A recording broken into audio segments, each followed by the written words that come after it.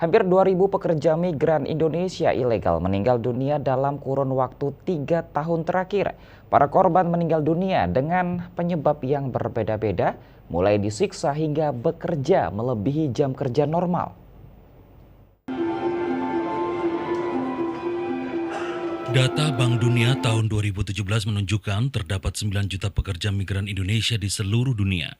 Sementara berdasarkan data Badan Perlindungan Pekerja Migran Indonesia, terdapat 4,7 juta orang, sedangkan sisanya sekitar 4,3 juta PMI ilegal.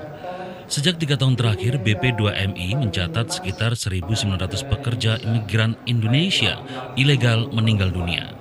Setiap hari BP2MI menangani setidaknya 2 peti jenazah PMI non-prosedural untuk diantar ke keluarganya. Rata-rata mereka meninggal dunia bekerja di Malaysia dan sebagian Timur Tengah, khususnya Arab Saudi.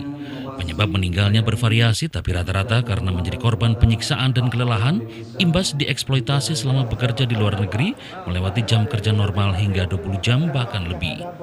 Mereka sakit pun harus mengeluarkan biaya sendiri karena mereka tanpa perlindungan asuransi dan keberangkatannya non-prosedural. Sejumlah alasan masyarakat terjerumus menjadi PMI non-prosedural, di antaranya pengetahuan terhadap tata cara menjadi PMI resmi masih minim dan himpitan ekonomi. Hal ini membuat masyarakat terbujuk rayuan mafia perdagangan manusia dengan dalih Biro PMI. Aksi calo semacam itu banyak ditemukan di daerah kantong PMI di Pulau Jawa.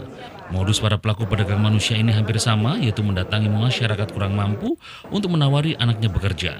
Guna melancarkan aksi itu, para mafia mengiming-imingi uang silaturahmi senilai puluhan juta rupiah yang diberikan kepada keluarga target. Karena itu, BP2MI meminta peran dari seluruh pihak untuk bisa membantu penanganan para PMI non-prosedural, dan peran pemerintah daerah juga diperlukan untuk mengarahkan masyarakat yang ingin bekerja ke luar negeri bisa melalui prosedur yang berlaku. Pemerintah Republik Indonesia juga mendirikan gerai helpdesk dan jalur layanan khusus keimigrasian bagi pekerjaan migran Indonesia, salah satunya di Bandara Internasional Yogyakarta. Upaya ini diharapkan mampu meminimalisasi tindak pidana perdagangan orang di daerah istimewa Yogyakarta.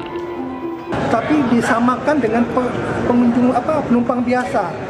Presiden pengen mereka dipisahkan dalam jalur khusus, makanya kita bikin fast track VVIP, very important person.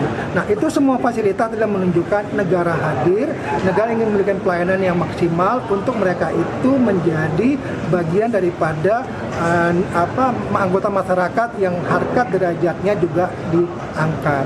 Penempatan juga posisinya di kedatangan internasional, tadi disampaikan oleh Pak Rinaldi bahwa hampir nanti apabila peningkatan penerbangan internasional itu rata-rata akan ada di malam hari. Nah, dengan kedatangan mereka di malam hari, ini adalah bagian dari filterisasi untuk tindakan melawan hukum. Hadirnya gerai helpdesk dan jalur layanan khusus keimigrasian bagi pekerja migran Indonesia memberikan nilai positif bagi Bandara Internasional Yogyakarta. Gerai helpdesk dan jalur layanan khusus keimigrasian merupakan bentuk kehadiran negara bagi pekerja migran Indonesia, mulai dari keberangkatan hingga kepulangan.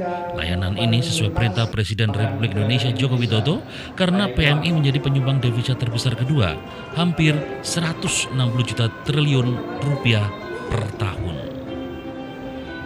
Demikian Agung Nugroho dan Arif Heriawan, TVRI Yogyakarta melaporkan dari Kulon Progo.